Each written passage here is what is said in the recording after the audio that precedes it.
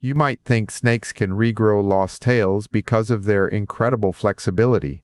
But today we are going to debunk that myth by looking at the actual biology of vertebrate regeneration.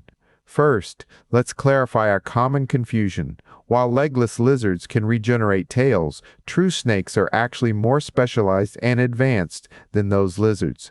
The reality is that snakes are generally unable to regenerate the tail end of their vertebrae because their skeletal structure is too specialized.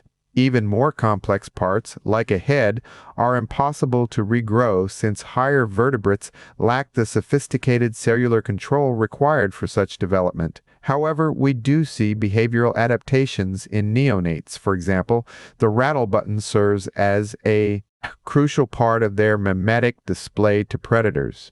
This means that while they cannot physically regrow complex organs, evolution has provided them with plasticity in their behavior to ensure survival. So, the next time you see a snake with a broken tail, remember it is not regrowing it, but simply living on without that specific body part. Nature finds clever ways to solve problems even without regeneration. Did you know about the behavioral mimicry of rattlesnakes? Let us know in the comments.